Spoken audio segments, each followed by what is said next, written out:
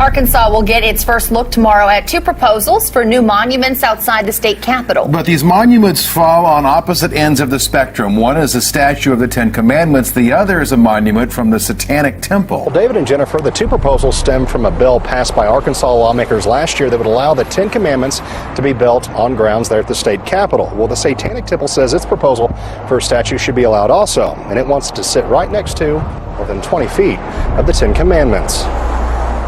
The Satanic Temple's proposed statue for the Capitol lawn is expected to look something like this, called Baphomet. The group says the half-man, half-animal symbolizes the reconciliation of opposites, in this case, opposing religious views. As for the Ten Commandments, it's unknown what the monument might look like, but it's expected to weigh around 6,000 pounds, stand 6 feet tall, and be paid for by private donations.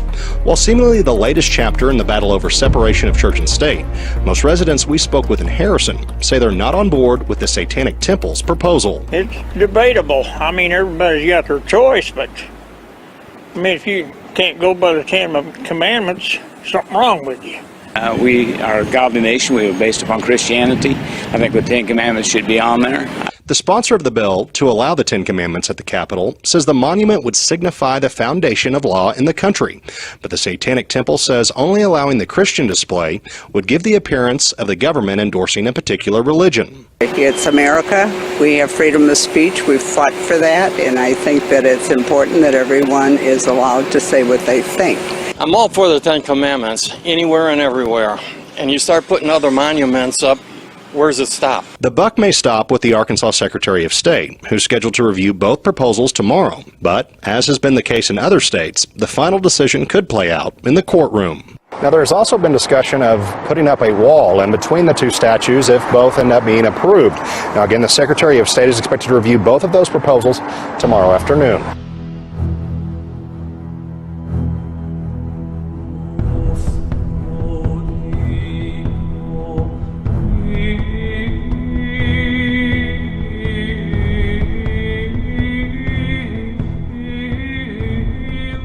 Today marked the 15th anniversary of the September 11th attacks. President Obama called on Americans to embrace the nation's character as a people drawn from every corner of the world, from every religion and from every background. Obama said, "We know that our diversity, our patchwork heritage is not a weakness. It still and will always be one of our greatest strengths." Amid a troubling series of stories showing Muslim students facing discrimination, abuse, and harassment, the U.S. Department of Education is going to increase its monitoring of Islamophobia in public schools. Last week, the department announced a series of initiatives to more closely watch for possible violations of federal anti-discrimination laws in schools. For the first time, the agency's Office for Civil Rights said it would require schools to report the number of incidents of religious-based bullying or harassment. The department created an updated online form for filing discrimination complaints. The department also announced a new website explaining U.S. laws on religious discrimination, a collaboration with the Justice Department, and several other initiatives. Let's start with the earthquake that struck Korea's southeastern region last night. The 5.8 magnitude quake, the strongest ever recorded in Korea, hit just outside the southeastern city of Gyeongju at 8:35 p.m. Korea time. Fortunately, no one was killed, but 6 people were injured as buildings shuddered from side to side. No serious damage to infrastructure was reported, but scores of buildings were moderately damaged by the tremor. Nuclear reactors in the area were not seriously affected, but some reactors were taken offline as a precautionary measure late last night and remain offline as of now. A few KTX bullet trains halted operations, and Korea's popular mobile messenger KakaoTalk actually went offline shortly after the quake, but they are both running as normal now. This earthquake came about 50 minutes after an initial quake with a 5.1 magnitude hit the epicenter some 10 kilometers south of Gyeongju. Government authorities have heightened the country's emergency level to level 2, which is the second highest, and ordered affiliated organizations to remain alert and follow the earthquake manual. Weeks of severe flooding have devastated North Korea, as these recent images from Chinese media show. Typhoon Lionrock tore through the northwestern border region of the country last month, near the Tumen River, destroying thousands of homes and leaving more than 140,000 people in need of urgent assistance. According to the UN Office for the Coordination of Humanitarian Affairs, citing figures from Pyongyang, the new death toll on Monday was 133 people, with another 395 missing. 107,000 people were forced to flee their homes in the Tumen River area, while 16,000 hectares of farmland have been inundated, adding to fears that North Korea's chronic food shortages would worsen. North Korea's food supplies this year are expected to fall short by 660,000 tons. Voice of America cites the UN Food and Agriculture Organization's third quarter report, which said Pyongyang will need to have made up 694,000 tons of food through imports or foreign aid between last November and this October. But as of last month, the North had secured just a fraction of that at 29,000 tons. The FAO said this means Pyongyang is in fact worse off than in their second quarter report. The organization has therefore put North Korea on its list of 36 countries that need outside help to overcome their food shortages. The nation is vulnerable to natural disasters, especially floods, due to widespread deforestation that allows rainwater to flow downhill unchecked. But state media announced over the weekend that despite, quote, great hardships suffered by the North Korean people, the government was working hard to reopen roads and distribute relief goods and building materials. They released images showing recovery work being done, praising the government for transforming a 200-day labor campaign into an emergency relief operation. The last major storm in the country killed 169 people in 2012, and a series of floods and droughts was partially responsible for a famine that killed hundreds of thousands in the late 90s. Just a week after using profane language to describe President Obama, the president of the Philippines says he wants all U.S. troops to leave the country. President Rodrigo Duterte made those comments during a passionate speech in Manila, in which he blamed the presence of Americans for recent violence by Muslim militants in the country's south.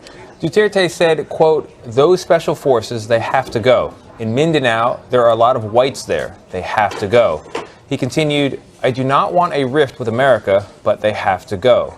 It will just get more tense if they," and here he means the Muslim militants, "if they see Americans there, they will really kill them. They will try to get ransom, then they will kill them." Duterte did not set any kind of deadline for the removal of troops, and U.S. officials have also avoided comment so far. A nationwide ceasefire brokered by Russia and the United States has come into effect in Syria. Russia's foreign ministry said it hopes the U.S. exerts due influence on the so-called moderate opposition groups it supports so they abide by the terms of the truce deal. The U.S. Secretary of State said early reports point to some reduction of hostilities. Hours before the ceasefire deal came into effect, Syrian President Bashar al-Assad vowed to take back all of Syria. State television showed him visiting Daraya, a Damascus suburb long held by rebels but recaptured last month after fighters surrendered in the face of a crushing siege. Russia said it would use drones and radar to fully monitor the situation in the conflict zone. It's a long wait under the unrelenting sun. For the past week, millions of refugees have been returning to Syria to visit their families and celebrate one of the most holy festivals in the Muslim calendar. The crossing is only possible from this border post situated around 50 kilometers from the city of Aleppo and Idlib. It's always better to be there. In Syria we are with family, with neighbors, and it makes Eid really joyful. It's true they are making us wait, but it's not a problem. What's hard is that we have to walk for a very long time, we carry our kids, our belongings. That's the most difficult. If there's the slightest chance I see my mother after 3 years, then the journey will be worth it. I've forgotten her smell. I hope I can see her even if it's just for 3 seconds. The blast hit close to the provincial governor's office, targeting the ruling AK party of President Tayyip Erdogan. It ripped through the city center, setting buildings and cars on fire. No one was killed, but police say 27 people were wounded. No one took immediate responsibility, but security sources blamed the militant Kurdistan Workers' Party, or PKK, and have launched an operation to pursue suspected militants. This is the latest in a series of attacks in the region since 2015, when the PKK, which has been fighting for Kurdish autonomy for decades, abandoned a ceasefire. It comes one day after the government removed 24 mayors in the region for suspected ties to the PKK, a move the pro-Kurdish opposition says was an illegal administrative coup. There have been clashes in Naples between police and protesters demonstrating against a visit by Italian Prime Minister Matteo Renzi. The rally was organised by several left-wing activists and teachers opposing the government's new school reforms. The protest lasted 2 hours, during which demonstrators tried to break through police cordons, throwing dustbins and setting off flares. Police opened fire to quell rioting that erupted in the Indian technology hub of Bengaluru on Monday. An official said at least one person was killed and another wounded. The riots are over a long-running river water dispute with the neighboring state. After protesters set cars and buses on fire and pelted people with stones, L. Chandrasekhar, a senior police officer, told Reuters 15 policemen were wounded. While police said the local metro network had been temporarily suspended, riot police took to the streets, and public gatherings were banned in a bid to rein in the unrest. A Reuters witness saw a group of 20 to 30 protesters stopping and searching cars. Some were armed with sticks and stones. Local television showed flames pouring from burnt-out vehicles as angry crowds gathered nearby. Health has been brought to the forefront of the US election campaign. Following the release of Hillary Clinton's pneumonia diagnosis, her opponent Donald Trump has promised to disclose detailed results of his recent medical examination. This last week I took a physical, and I'll be releasing when the numbers come in. Hopefully they're going to be good. I think they're going to be good. I feel great. But when the numbers come in, I'll be releasing very specific numbers. At an event in the state of Maryland on Monday, Trump once again reacted to Clinton's remark that half his supporters are a basket of deplorables. His opponent expressed regret a day after making the comment. You cannot run for president if you have such contempt in your heart for the American voter. And she does. You can't lead this nation if you have such a low opinion for its citizens. But it seems not everyone agrees with him. Most opinion polls up until Sunday suggested Clinton still had the edge in the presidential race, while the so-called soft opening of a Trump hotel in Washington drew a crowd protesting against his policies. Let me ask you about that, because David Axelrod was very critical of the way that you and your campaign handled sharing your diagnosis with the public. He tweeted, "Antibiotics can take care of pneumonia. What's the cure for an unhealthy penchant for privacy that repeatedly creates unnecessary problems?"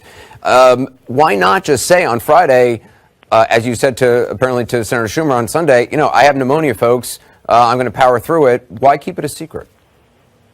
Well, I just didn't think it was going to be that big a deal. I know Chuck said today he didn't tell anybody. It's just the kind of thing that if it happens to you and you're a busy, active person, you keep moving forward.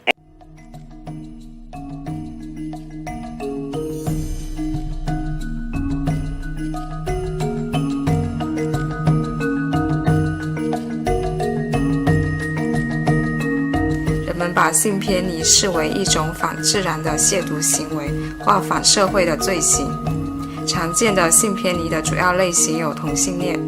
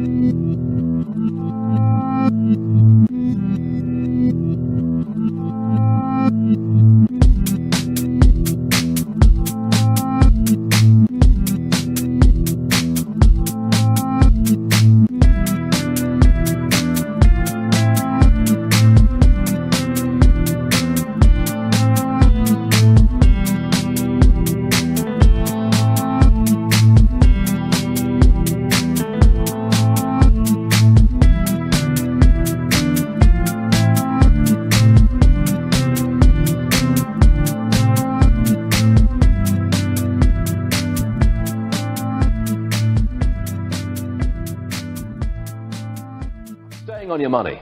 Nearly a 400-point drop Friday for the Dow. We will be down 40, 50 points this morning when we open. Keith Fitzgerald is with us nice and early. Is this just Federal Reserve jitters, or is there something else going on, Keith?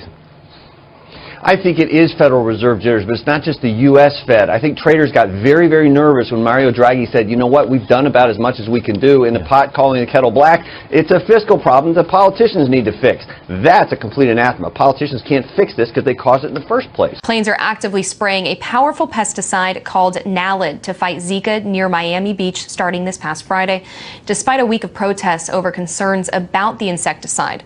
The protesters were able to stave off the spray, but only for a day. Similar use of Naled to combat Zika in South Carolina this month ended up killing around 3 million bees. Naled is widely used in the U.S. for mosquito control, especially after hurricanes and floods. Though it's approved by the EPA, the European Union banned the chemical back in 2012, saying it's dangerous to aquatic life and humans. After the Flint, Michigan water crisis, America's eyes have been on their drinking water. A new study shows a sharp increase in the number of water system-borne infections and the cost of their treatment in the last 15 years. Researchers at Tufts University found pathogens in public water systems are taking a toll on the health and wallets of Americans because of the rising cost of treating the increasing number of bacterial infections they cause. Some of the infections could be tied to increasing antibiotic resistance. The vast majority of what may be preventable infections, however, could be controlled with targeted disinfection and better surveillance of water systems, say researchers involved with the study. It only took 24 hours for Super Typhoon Meranti, which is threatening Taiwan and mainland China, to roar from the equivalent of a Category 1 storm to a top-scale Category 5. Meranti is forecast to make landfall along the southern tip of the island of Taiwan, home to more than 23 million people, on Wednesday morning local time. Fortunately, most of the population lives on the northern and western side of the island. Even though Meranti, which likely will still be a super typhoon at landfall on the southern tip, the entire island will feel the storm's wrath. Scientists have discovered a mysterious island in Argentina that rotates on its own axis. The landmass at the center of the island is called the Eye.